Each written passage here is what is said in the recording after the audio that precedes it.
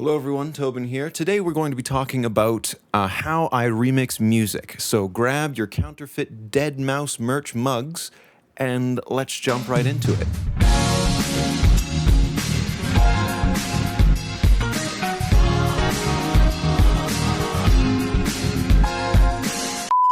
Okay, and welcome to the project file. So I'm going to break down this video into a few different parts. The first thing I'm going to show you is the stems that I was given, and then the next thing I'm going to show you is how I basically structured everything.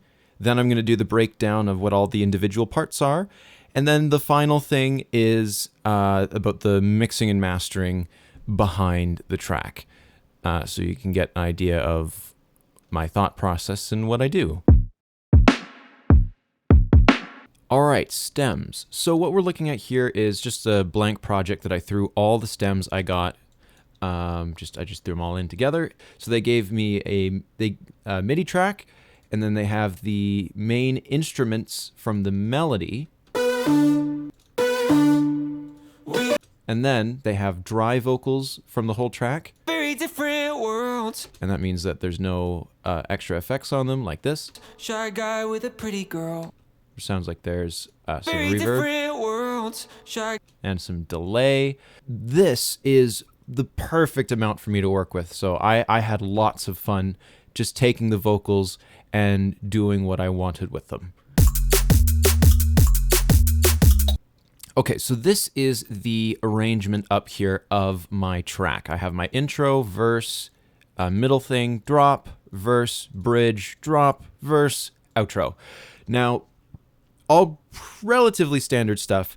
The only thing that we'll discuss in a second is the verse and then the outro. Like, this didn't feel like how I'd normally end a track, but how I had it work, I thought it worked pretty fine, pretty okay.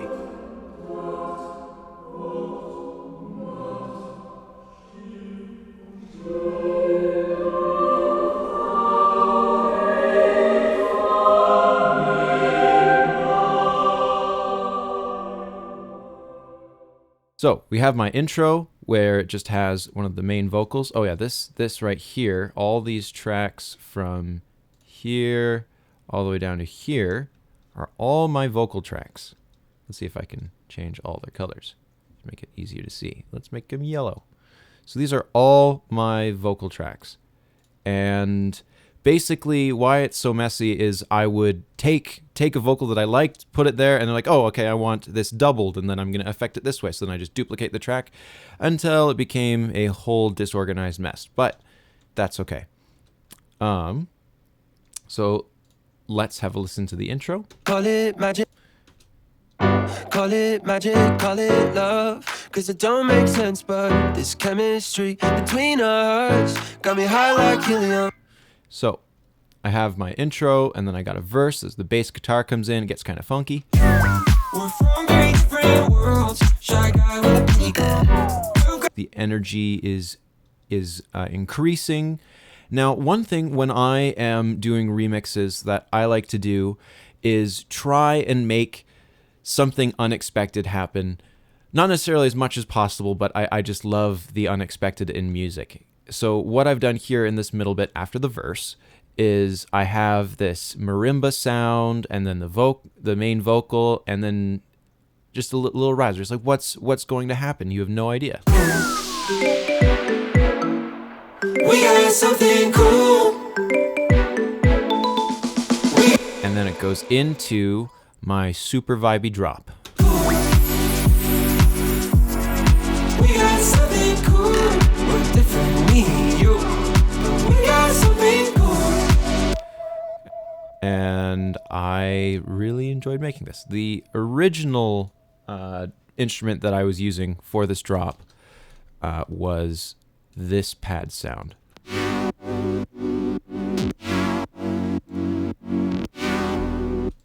But that ended up not fitting the more I worked on the track, so then this more airy pad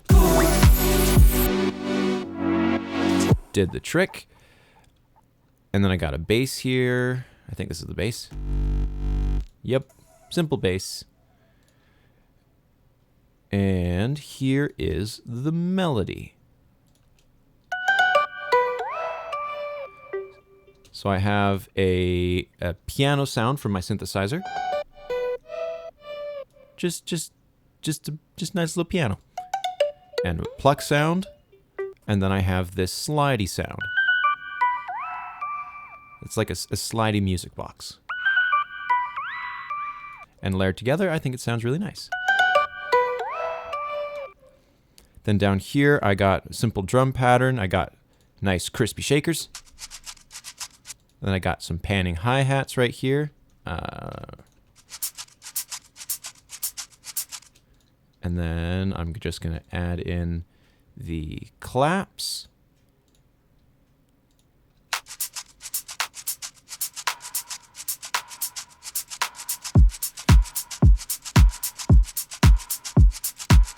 Relatively simple and very nice. And then I got a whole bunch of effects going on down here. I really like the twinkly chimes. Some down sweeps. Little dart noise. And I got a little hidden melody right here. This I added at the very end of the making of the track, and I just liked how it added just that little extra flavor. And more chimes. I love the chimes. Anyways, so in context, the vocals. We got something cool. We're different, me and you. But we got something cool. So I have one layer going. We got something cool. Right in the middle. This layer is kind of like my pitch delay layer. Just little stuff on top. And then this is same vocal, but it has a little extra reverb on it to match the vibe of the pads in this drop. We got something cool. We got something cool. A little bit of sidechain. Something cool. Yes, I use Kickstart. And yeah, that is my first drop. And then I got another verse, and it's very similar. But what I did this time is I just started with a simple mono vocal, and then I did this really fun thing where I pan the vocals a bit to the right, to the left, and then I have them auto-tuned with Waves Tuner and Melodyne, and they both hit like different notes, and it's just this interesting effect. People say we lose our heads when we're together. It's just a solo of that. When we're together. When we're together. When we're together. And just all together, it's just this weird thing that sticks out and makes you go, whoa, what was that? People say we lose our heads when we're together. Lost in our dreamland. This chord progression was something that I made. I kind of like was playing around before I made this track, and I just had this sick. Let's see. Hold on. Let me get my keys. So here we go. So I got a G major 7th chord, and it goes into an F sharp major triad with a minor 7th on top as a little transition, and then I go back to the G major 7th chord, but then it has an E doubled on the bass. And it just adds this super spicy, jazzy flavor that I love. And then I have this bridge where the energy goes right away. I just have this little lab sound that creates like a little ukulele sounding thing. And then it's just a very simple single vocal. We're in different worlds. Shy guy with the pretty girl. And then I got my sister to sing some layers in for me. Shy guy with the pretty girl. You. Just a nice little more layers to the onion this track is. I don't know. Okay, so now we're at drop 2.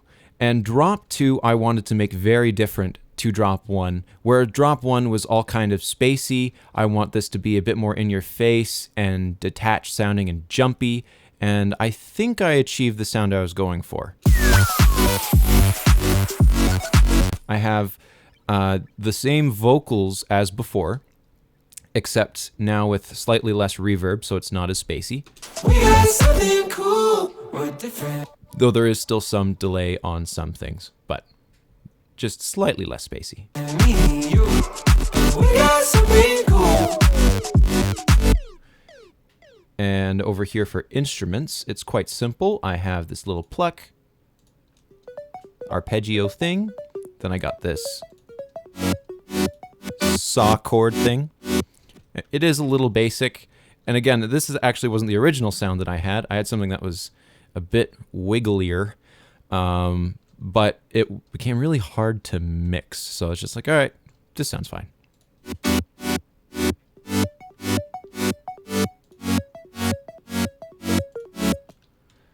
And the bass is also very simple. It's just a saw and a sine with it compressed and EQ'd just a little bit, and it's nice and chunky.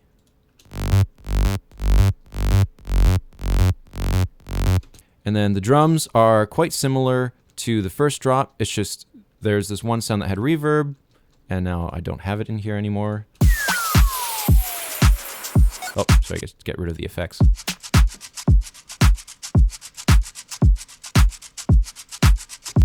And now I have the effects, bunch of effects. And something that I always really love adding is just fun little bleeps and bloops that there's just fun little things. I like to call them my fun bits.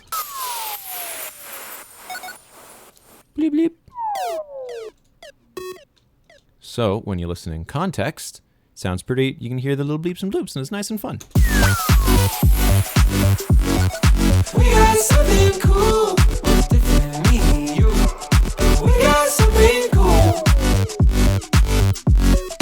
We got something cool, what's different. Okay, so the other interesting thing I did was, compared to the first half of the drop, I took the top notes of the chords of the saw chord thing, and I made this extra little hidden melody.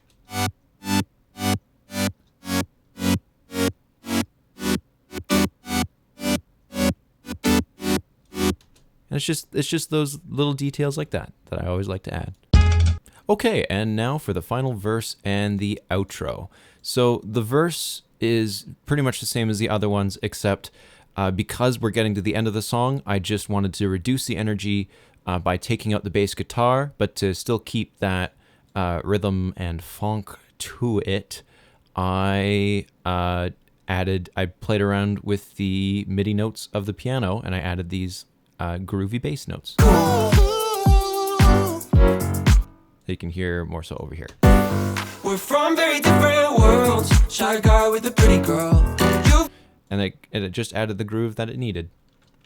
And then slowly things start to fade away, instruments go away, and then the very end, my outro, I just have the vocals singing in harmony, and they're great vocals, just with some piano.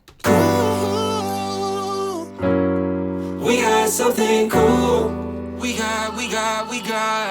And a tip to anyone who is just starting to write MIDI notes with piano VSTs, don't have all your MIDI notes start at the same time, because when you actually play piano, you never 100% accurately hit all the keys at the exact same moment. There's always like a little bit of delay between your fingers. So if you can program that in, it'll make the MIDI sound more realistic. I think there's one, yeah, over here I didn't do it, so you can listen. There's solo. Compared to. Sounds a bit more realistic. So yeah, so roll your piano notes. And then it just fades out, vocals go away, and I end on this nice big piano chord.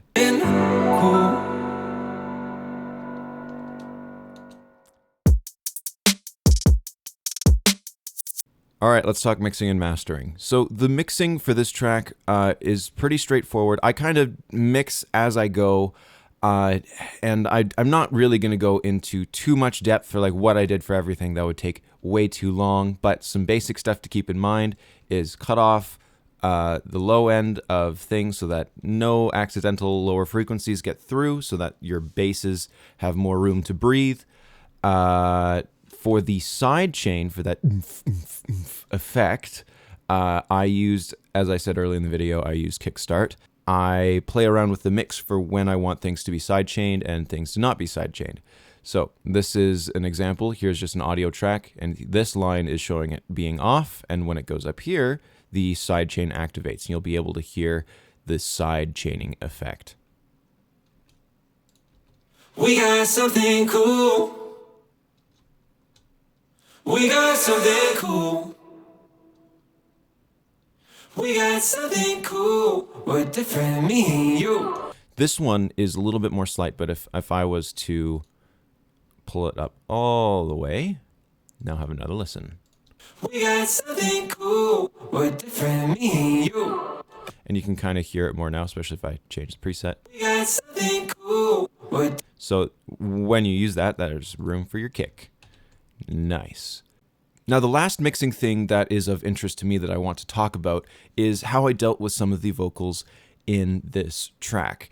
There's this one thing that you can do that, if done right, can sound really cool. And that's if you take, I gotta find it, is if you take an audio track, especially if it's mono, that means it's right in the center of your ears, and you pan it one to the hard right, so it's only coming out of your right earphone or speaker, and then you double it, and then you put that one right on the left, and then you slightly misalign the audio. Then you get this really cool stereo effect, and this is what it sounds like. We're from very different worlds. Shy guy with a pretty girl. So it sounds kind of subtle, but if I was to move it back right here, you'll notice. We're from very different worlds. Shy guy with a pretty girl. You got friends in... And you can hear right when it gets to here, because this is still moved over, you can hear a difference. We're from very different worlds. Shy guy with a pretty girl. You got friends in... So if done right, this technique can really make certain things pop. But the problem with this is that if you are listening off of a mono speaker, which means all the right and left signals are kind of like merged together, say a great example of this is some phone speakers, then you get interesting phasing issues. So here, because they are matched up, it'll sound fine, but when we get to here, it's going to sound wonky. We're from very different worlds. Shy guy with a pretty girl. You got friends and I've got... And it sounds like he's talking into like a tin can or something. But that's because of the displacement of the audio tracks being smacked together into the center, and it creates that weird effect. So with that stereo trick, I used it quite a lot in earlier versions of this, but I ended up trying to make more things mono so that it would sound better on phone speakers. But you will hear in certain parts of the track, if you listen off of a mono speaker, parts that sound kind of funny, or that you get that like talking into a tin can effect. That's because I'm using that stereo trick. And sometimes it works and sometimes it doesn't. And now for the mastering of this track. So if I really cared, I would have probably bounced out the stems and then mixed in a different project and then mastered there. But I'm what we call lazy, and this is my mastering. So the first thing I have is Ozone right here, and Ozone is a fantastic plugin, and I have it doing a whole bunch of stuff. I have it cutting off the side frequencies at 100 almost, or 90, around 100 hertz. That way there's no really low end mud, and then if you're listening to music off of a subwoofer, it'll be nice and crispy and clear. And then I have a maximizer making things louder. This is making the lower frequencies a little punchier. This is making sure, really sure, that anything below 90 hertz is mono. And then over here, my high end is just a little bit wider. And then I got dynamics compressing stuff, and an equalizer EQing the sides again and the mids. And then I got it making louder again with limiter. Now, in this entire tutorial, I had Ozone off because it was, oh, see, look right here. when I turn ozone on, it just sucks up my CPU. See, like, all right. Now, the next thing I have is a multiband dynamics. This is Studio One's stock multiband plugin, and it works great. And then they have these two presets, louder slightly and louder some. It's not, I don't know if it's a real professional way to deal with things, but it's just a great way to make a track louder. And I have it at 80%, and it kind of evens it out, boosts it nicely. And now I have Pro Q, and that's cutting off the very low end so that because the thing is, anything over here, not necessary. And anything over here, also not necessary. And I have it doing a bunch of surgical cuts. And then I have more dynamics to squish things more so I can make things even more stupidly loud. Frontier, fantastic plugin. It is a adaptive limiter. And if you really want to, be in the ring for the loudness war, you want this plugin. And then to end it all, I have Pro L, which is the limiter. And it works great. And at the very end, I have Insight, which tells me everything I want to know. Okay, I'm going to try turning on ozone and see if my computer doesn't crash.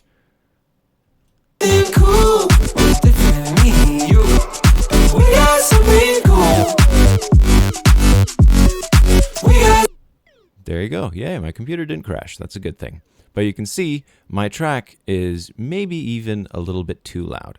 But that is a mini walkthrough of my lazy mastering.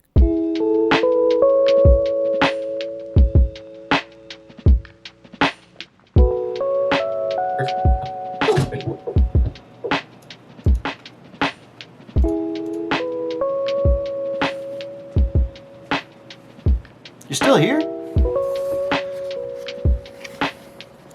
So, if you made it this far into the video, thank you for watching. Wow, that's impressive. This is the longest video I've ever made. It was quite fun making it, and as you can tell, it took me longer than a day, but I enjoyed making it, and I enjoyed making this remix. So, if you're Matthew Parker or Landon Austin watching, I hope you enjoyed seeing this behind the scenes of my remix. I had a fun time working on it. If you're not them and just a random viewer was just curious seeing what I did, I'm overjoyed you stuck around. So thank you for watching, and I'll see you in the next video.